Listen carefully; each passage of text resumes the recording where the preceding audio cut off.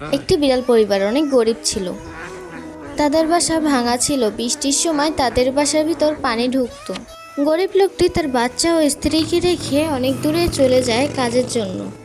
সে একটি জায়গায় যায় এবং কাজ খুঁজে পায়।